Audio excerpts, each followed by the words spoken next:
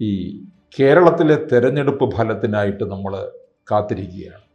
അതുപോലെ തന്നെ നമ്മൾ കാത്തിരിക്കുന്നത് പശ്ചിമ ബംഗാളിലെ ഫലത്തിന് വേണ്ടിയിട്ടാണ്. ഒരുപക്ഷെ ആസാമിലെയും പുതുച്ചേരിയിലെയും ഫലത്തിന് വേണ്ടി ഇത്രയും ഒരു കാത്തിരിപ്പിൻ്റെ ആവശ്യമില്ല, അവിടെ തുടരും. പക്ഷെ ബംഗാളിൽ ചില മാറ്റങ്ങൾ സംഭവിക്കും എന്നുള്ളത് ഉറപ്പാണ്.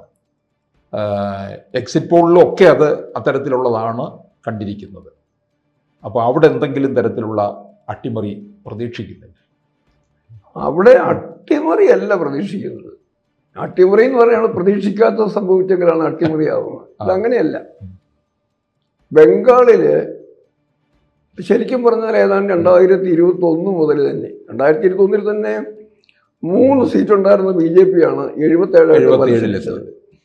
അതുപോലെ അതിന് മുമ്പത്തെ ലോക്സഭാ ഇലക്ഷൻ 45, 18 സീറ്റും BJP എടുത്തതാണ്. അപ്പോൾ BJPയുടെ ഒരു സ്വാഭാവികമായ വളർച്ച അവിടെ ഉണ്ട്. അവിടെ NDA പോലുമല്ല, BJP തന്നെയാണ്. സ്വാഭാവിക വളർച്ചയുണ്ട്. ഒപ്പം തന്നെ ജനങ്ങൾക്കിടയിലുള്ള നമുക്ക് സാധാരണഗതിയിൽ വായിച്ചെടുക്കാവുന്ന ജനകീയ പ്രതിഷേധത്തിൻ്റെയും ശക്തമായ ഒരു അന്തർധാര അവിടെയുണ്ട്. അത് 30 വർഷം കോൺഗ്രസും പിന്നീട് 34 വർഷം കമ്മ്യൂണിസ്റ്റ് ഭരണാധികാരികളും ഭരിച്ച് ആ നാടിൻ്റെ ഭൗതികവും രാഷ്ട്രീയവും സാമൂഹികമായ സാഹചര്യവും എല്ലാം തകർത്ത് തരിപ്പണമാക്കിയ ഒരു അന്തരീക്ഷത്തിലേക്ക് ഒരു പ്രതീക്ഷ ഉയർത്തിക്കൊണ്ടാണ് മമത വന്നത്. പക്ഷെ മമതയും സ്വീകരിച്ചത്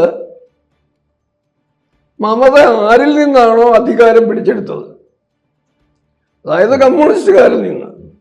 ജ്യോതി ബസുവും ബുദ്ധദേവ് ഭട്ടാചാര്യയും തുടർന്ന ആ കമ്മ്യൂണിസ്റ്റ് ഭരണകൂടത്തിനോട് പ്രതിരോധിച്ചാണ് മമത അവിടെ അധികാരത്തിലെത്തുന്നത്. പക്ഷെ മമത പിന്തുടർന്നെന്ന് പറയുന്നത് അവരുപയോഗിച്ച് അതേ സംവിധാനങ്ങളും ആയുധങ്ങളും ഉപയോഗിച്ചുകൊണ്ട് ബംഗാളിലെ പൊതുജനത്തെ അടിച്ചമർത്തുന്ന രാഷ്ട്രീയമാണ് മമത സ്വീകരിച്ചത്. ഒരു ഉദാഹരണം പറഞ്ഞാൽ അവിടെ ഒരു ക്ലബ്ബ് സിസ്റ്റം ഉണ്ട്. അതായത് നമ്മുടെ പ്രാദേശിക തലങ്ങളിലും വാർഡ് തലങ്ങളിലും മറ്റു ക്ലബ്ബ് ഉണ്ടാവും. ക്ലബ്ബ് എന്ന് അതിന് പറയുന്നു ഒരു മുറി. ആ മുറി അന്ന് കമ്മ്യൂണിസ്റ്റുകാർ ഭരിക്കുമ്പം അവരുടെ പ്രാദേശിക കമാൻഡ് സെന്ററാണ്. അവിടെ നിന്നാണ് അവര് പ്രാദേശിക ഭരണകൂടത്തെ നിയന്ത്രിക്കുന്നത്. ക്ലബിന്റെ മുമ്പിൽ ഒരു കൊടിയുണ്ടാവും, ഒരു ചെങ്കൊടി ഉണ്ടാവും. നാട്ടിൽ എന്നാ പ്രശ്നമുണ്ടെങ്കിലും കുടുംബത്തിനകത്തോ അയലൊക്കെ തമ്മിലോ അടിപിടിയോ കൊടുക്കുവാങ്ങിലോ എല്ലാ പ്രശ്നമുണ്ടെങ്കിലും അവിടെ ചെന്ന് പാർട്ടിയുടെ പണ്ട് കേരളത്തിലുണ്ടായിരുന്ന കമ്മ്യൂണിസ്റ്റ് സെൽ ഭരണം പോലെ അവിടെ ക്ലബ്ബ് ഭരണമായിരുന്നു. അവരാണ് തീരുമാനിക്കുന്നത്. അവരുടെ തീരുമാനത്തിന് അപ്പുറം ചോദിക്കാൻ ആർക്കും അധികാരവുമില്ല. അത് ആ സംവിധാനം കമ്മ്യൂണിസ്റ്റ് മാർക്സിസ്റ്റ് പാർട്ടിയുടെ ഭരണം മാറി മമത വന്നപ്പം ആ ക്ലബ്ബുകളും അതിൽ പ്രവർത്തിച്ചിരുന്ന ആളുകളെ ഉൾപ്പെടെ, അതായത് മാർക്സിസ്റ്റ് കമ്മ്യൂണിസ്റ്റ് പാർട്ടിയുടെ സംവിധാനത്തെ തന്നെ മമത കവർന്നെടുത്തത്. മമതയും അതേ രീതിയിൽ ലോക്കൽ ഗുണ്ടകൾ തന്നെ പറയണം, അവരെ കൊണ്ട് പ്രാദേശിക കാര്യങ്ങളിൽ പ്രാദേശിക ഭരണത്തെ നിയന്ത്രിക്കുന്ന ജനാധിപത്യ വിരുദ്ധമായ അവരുടെ സ്വാധീനത്തിൽ സർക്കാർ ഉദ്യോഗസ്ഥന്മാരും വരും, പോലീസുകാരും എല്ലാം വരും. ജനാധിപത്യ വിരുദ്ധമായൊരു നടപടി. ഒപ്പം തന്നെ വേറൊന്നും കൂടെ ഉണ്ടായിരുന്നു. അതിന് കട്ട് മണി എന്ന് അവിടെ പറയുന്നത്. ആർക്കെങ്കിലും പട്ടിണിക്കാരന് ഒരു 500 രൂപ കേന്ദ്ര ഗവൺമെന്റ് സഹായമോ സംസ്ഥാന ഗവൺമെന്റ് സഹായമോ മമത ഭരിക്കുന്ന കാലത്ത് വന്നു കഴിഞ്ഞാൽ ആ മുഴുവൻ പണവും ആ പാവപ്പെട്ടവന്റെ കയ്യിൽ കിട്ടില്ല.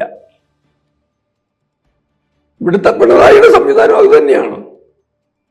അതിന്റെ 1% പാർട്ടി ലോക്കൽ നേതാക്കൾ കൊടുക്കണം. ആ കൊടുക്കാന്ന് പറഞ്ഞ കട്ടുപടി സംവിധാനം അതിനെ വ്യവസ്ഥവൽക്കരിച്ചു. അതൊരു സ്വാഭാവിക രീതിയായിട്ട് മാറി. അങ്ങനെ ഗുണ്ടാഭരണം കൊണ്ടും കട്ടുമണി കൊണ്ടും അധികാരത്തിന്റെ എല്ലാ തലങ്ങളെയും നിയന്ത്രിച്ചുകൊണ്ടിരുന്ന ഒപ്പം തന്നെ വേറൊരു ഏറ്റവും പ്രധാനപ്പെട്ട കാര്യം അതാണ്, ന്യൂനപക്ഷ പ്രീണനം. പച്ചയായിട്ട് പറഞ്ഞാൽ മുസ്ലിം പ്രീണനം. അത് തുടങ്ങിയത് സ്വാതന്ത്ര്യം കിട്ടിയ കാലത്ത് തന്നെ കോൺഗ്രസ് സ്റ്റാർട്ട് ചെയ്ത. അന്ന് 17% ഉണ്ടായിരുന്ന ബംഗാളിലെ മുസ്ലിം പോപ്പുലേഷൻ 30% ഇപ്പോൾ എത്തിക്കഴിഞ്ഞപ്പോഴും അവർക്ക് വളർച്ചയുണ്ടായത്. ബംഗ്ലാദേശിലെ ഹിന്ദുവിനെയോ പാകിസ്ഥാനിലെ ഹിന്ദുവിനെയോ നാമാവശേഷമാക്കിയതുപോലെയല്ല. അവിടെ 17 നിന്ന് 30% വളർന്നു. ഈ വന്നതിനകത്ത് അനധികൃതമായ കുടിയേറ്റങ്ങളിലൂടെ കടന്നു വന്ന ബംഗ്ലാദേശി മുസ്ലിമുണ്ട്. ലോകത്തിലെ ഏറ്റവും ക്രൂര ജനവിഭാഗം എന്ന് പറയാവുന്ന റോഹിംഗ്യൻസും ഉണ്ട്. ഇവരെയും പ്രീണിപ്പിക്കുന്ന രീതി കോൺഗ്രസ് തുടർന്നു, കമ്മ്യൂണിസ്റ്റ് പാർട്ടി തുടർന്നു, മമതയും അത് തന്നെ സ്വീകരിച്ചു. അവരെ മമതയുടെ വോട്ട് ബാങ്കായിട്ട് സ്വീകരിച്ചു. ആ സ്വീകരിച്ച ഘട്ടത്തിൽ നിന്നാണ് മമതയുടെ രാഷ്ട്രീയം 15 വർഷം തുടരുന്നതിനുള്ള അനുകൂലമായ സാഹചര്യം ഉണ്ടായത്. അതിനപ്പുറം മറ്റൊരു വലിയ സംശയം കൂടിയുണ്ട്. ഈ മമതാ ബാനർജിയെ നമ്മൾ ടി വിയിലൊക്കെ കാണുമ്പോൾ ഒരു കാര്യം കാണുന്നുണ്ട്. അവരത്ര നല്ലൊരു പ്രഭാഷകയൊന്നുമല്ല, അത്ര നല്ലൊരു സംഘാടകയല്ല, സ്വീകാര്യമെന്ന് തോന്നുന്ന ഒരു വ്യക്തിത്വത്തിന്റെ ഉടമയുമല്ല. ഒരു ബഹളം, ഒരഹങ്കാരം, ഒരടിപിടി, തെരുവിലിറങ്ങി ഉണ്ടായിസം, ഇങ്ങനൊരാളിനെ ബംഗാളിന്റെ മുഖ്യമന്ത്രിത്വത്തിലേക്ക് വരുന്നതിന് അവസരം ഉണ്ടാക്കിയത് അത് സ്വാഭാവികമായിട്ടുണ്ടായതാണോ എന്ന് പോലും സംശയം തോന്നുന്നുണ്ട്. അതിർത്തി സംസ്ഥാനമായ ബംഗാളിൽ കമ്മ്യൂണിസ്റ്റ് ഭരണം നിലനിന്ന കാലത്ത്, ഇന്ത്യയിൽ നിന്ന് 57 വിമോചന സമരകാലത്ത്, 59 വിമോചന സമരകാലത്ത് കേരളത്തിലെ കമ്മ്യൂണിസ്റ്റ് പ്രസ്ഥാനത്തെ ഒതുക്കി മാറ്റിയതുപോലെ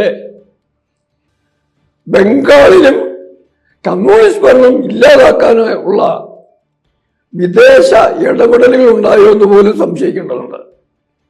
ഏതായാലും നമുക്ക് വിശദീകരിക്കാനാവാത്ത ചില കാര്യങ്ങളുടെ പിന്തുണയിലാണ് ശക്തികളുടെ, ഭാരതത്തിന് പുറത്തുള്ളത് തന്നെയായിരിക്കും, ശക്തികളുടെ പിന്തുണയിലാണ് മമത ഇക്കാലം അത്രയും ഭരിച്ചത്. ആ ഭരിച്ച കാലം മുഴുവൻ അവരാഘോഷിച്ചു ഭരിച്ചു. എന്നിട്ട് സംഭവിച്ചെന്താണ്? തെരഞ്ഞെടുപ്പിന്റെ മുഴുവൻ ഘട്ടങ്ങളിലും ഒരുപക്ഷെ പണ്ട് മാർക്സിസ്റ്റ് പാർട്ടി ചെയ്ത പോലെ കേരളത്തിലും മുഴുവനായിട്ടില്ലെങ്കിലും പല സ്ഥലങ്ങളിലും പാർട്ടി ഗ്രാമങ്ങളിലും മറ്റും അനുവർത്തിക്കുന്ന രീതി, തെരഞ്ഞെടുപ്പിലെ ഇടപെടൽ എന്ന് പറയുന്നത് മമതയ്ക്കും ഈ പറഞ്ഞ മാർക്സിസ്റ്റുകൾക്കും വോട്ടേഴ്സ് ലിസ്റ്റ് തയ്യാറാക്കുന്നിടത്ത് ആരംഭിക്കുക. അവിടെ അവർക്ക് എതിർപ്പുള്ളവരെ ഒഴിവാക്കും. അവരെ അനുകൂലിക്കുന്നവർ മരിച്ചാലും നാട് വിട്ടു പോയാലും എങ്ങനെയായാലും അവരെല്ലാം ലിസ്റ്റിലുണ്ടാവും. അനധികൃത കുടിയേറ്റക്കാർ ഭാരതത്തിലെ പൗരന്മാരല്ലെങ്കിൽ പോലും അവരെയും വോട്ടേഴ്സ് ലിസ്റ്റിൽപ്പെടുത്തും. അങ്ങനെയാണ് SIR വന്നപ്പം മമതയുടെ മണ്ഡലത്തിൽ മാത്രം 51,000 പേര്. ഓർക്കണം, കഴിഞ്ഞ പ്രാവശ്യം ആദ്യം സുവേന്ദു അധികാരിയോട് തോറ്റ ശേഷം മുഖ്യമന്ത്രി പദം ഏറ്റെടുത്തിട്ട് രണ്ടാമത് തിരിച്ചു വന്നിട്ട് നിന്ന മണ്ഡലത്തില് 58,000 വോട്ടാണ് ഭൂരിപക്ഷം. അവിടെ നിന്ന് 51,000 വോട്ട് കട്ട് ചെയ്ത് പുറത്തുപോയി SIR-ല്. അതിനെക്കുറിച്ച് ബഹളം വെക്കുന്നതല്ലാതെ നഷ്ടപ്പെട്ട ഓരോ വോട്ടുകളും യഥാർത്ഥത്തിൽ ജീവിച്ചിരുന്നവരായിരുന്നെങ്കിൽ അതിനെക്കുറിച്ച് പരാതിയൊന്നും മമതയും കൊടുത്തിട്ടില്ല. അത് നമ്മൾ കേരളത്തിലും കണ്ടതാ. കേരളത്തിലെ നമ്മളിരിക്കുന്ന തിരുവനന്തപുരത്ത് ഉൾപ്പെടെ SIR-ന്റെ പേരിൽ 20,000-ൽ കൂടുതൽ അനധികൃത ആളുകളെ വോട്ടേഴ്സിൽ നിന്ന് ഒഴിവാക്കിയ സംഭവം കേരളത്തിൽ തന്നെയുണ്ട്. ശരിയല്ലേ? എന്നിട്ടും കാര്യമായ പരാതിയൊന്നും വന്നിട്ടില്ല. വോട്ടേഴ്സിനെ കൃത്യമായിട്ട് മോണിറ്റർ ചെയ്യുന്ന പോലും ചെയ്തിട്ടില്ല. ചെയ്യുന്നവർ പോലും അങ്ങനെ ഒരു പരാതിയുമായിട്ട് വന്നിട്ടില്ല. ബഹളം വെക്കുന്നുണ്ട്. മമതയാണെങ്കിൽ ഇതൊക്കെ കഴിഞ്ഞിട്ടും നമ്മൾ പറയുമല്ലോ, അരിയും തിന്ന് ആശാരിച്ചയും കെട്ടിച്ച് പിന്നെയും പട്ടിക്ക് മുറിമുറുപ്പെന്ന് പറഞ്ഞ പോലെ തെരഞ്ഞെടുപ്പിനെ അടിച്ചൊതുക്കലിനെ ഞാൻ പറഞ്ഞു വന്ന ആദ്യം സമ്മതിദായകരുടെ ലിസ്റ്റ്, അതിനുശേഷം ഇലക്ഷൻ മെഷീനറി കയ്യിലെടുക്കും. വോട്ട് ചെയ്യാൻ പോകുന്നിടത്ത് ഇന്നലെ ഇപ്പോൾ ഉണ്ടായ വിഷയമാണ്. നിങ്ങൾ വോട്ട് ചെയ്യണ്ട. ആ പേര് ഞാൻ മറന്നുപോയി.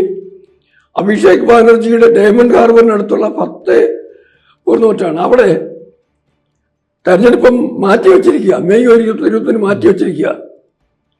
അവിടുത്തെ സ്ഥാനാർത്ഥി ജഹാംഗീർ, അദ്ദേഹത്തിന്റെ ഗുണ്ടകൾ, അത് പഞ്ചായത്തിന്റെ പ്രധാന വരെ ഗുണ്ടകളിൽപ്പെട്ട ആളുകളാണ്. അവരെന്ന് ആവശ്യപ്പെടുന്നത് ഇന്നലെ ഹിന്ദു സ്ത്രീകൾ കരയുകയാണ്. ഞങ്ങൾ വോട്ട് ചെയ്തത് അവർക്ക്, അതായത് ഹിന്ദു സ്ത്രീകൾ കരഞ്ഞുകൊണ്ട് പറയുന്നത് ഞങ്ങൾ വോട്ട് ചെയ്തത് അവർക്ക്. പക്ഷെ ഹിന്ദുക്കളായതുകൊണ്ട്, നിങ്ങൾ BJP-ക്കാരായതുകൊണ്ട് നിങ്ങളെ ആക്രമിക്കും, നിങ്ങളെ വീടുകളിൽ താമസിക്കാൻ സമ്മതിക്കത്തില്ല. അതിനുമുമ്പ് വേറെ കാര്യം ഉണ്ടായി. നിങ്ങൾ ഹിന്ദുക്കളല്ലേ, വോട്ട് ചെയ്യണ്ട. ആ വോട്ടെല്ലാം നേരത്തെയാണ്, സമയക്കുറവ് കൊണ്ട് മുഴുവൻ പറയാൻ പറ്റുന്നില്ല. വോട്ട് ബൂത്തുകൾ പിടിച്ചെടുത്ത് വോട്ട് ചെയ്യും. അവസാനം വന്ന വാർത്ത എന്ന് പറയുന്നത് ഹിന്ദുക്കൾ വോട്ട് ചെയ്യണ്ടെന്ന് പറഞ്ഞു. ചെയ്താലും ചെയ്തില്ലെങ്കിലും BJP-ക്കാരാണെന്ന് പറഞ്ഞ് അവരെ ആക്രമിക്കും. അതായത് കൃത്യമായ വർഗീയ നിലപാട്. ആ വർഗീയ പീഡനത്തിന്റെയും വർഗീയ കടന്നാക്രമണത്തിന്റെയും നിലപാടെടുത്ത മമതാ ബാനർജി നാളെ വോട്ടെണ്ണിക്കഴിയുമ്പം സ്വാഭാവികമായും മുഖ്യമന്ത്രി പദത്തിൽ നിന്ന് പുറത്തു പോകേണ്ട സാഹചര്യം മാത്രമല്ല, കൃത്യമായ വിലയിരുത്തലുകൾ സൂചിപ്പിക്കുന്നവരാണെങ്കിൽ വെസ്റ്റ് ബംഗാളിലെ അസംബ്ലിയിൽ MLA ആയിട്ട് പോലും ഉണ്ടാവില്ല. ഇനി ഏതെങ്കിലും കാരണവശാൽ സാങ്കേതികമായി MLA ആയി തെരഞ്ഞെടുക്കപ്പെട്ടാൽ പോലും തെരഞ്ഞെടുപ്പ് കേസുകൾ അവരുടെ പിന്നാലെ ഉണ്ടാവും. വെസ്റ്റ് ബംഗാളോ ഭാരതമോ അവരെ വെറുതെ വിടില്ല. കാരണം ഇത് ഭാരതവും ദേശീയതയും ബംഗാളും ജയിച്ച തെരഞ്ഞെടുപ്പാണ്. മമത മുട്ടുകുത്താൻ തന്നെ പോവുകയാണ്. അത് പുതിയൊരു ബംഗാളിന്റെ ഉദയത്തിലേക്ക് രാഷ്ട്രീയ സാഹചര്യത്തെ നയിക്കുമെന്നും കൃത്യമായും പ്രതീക്ഷിക്കാം.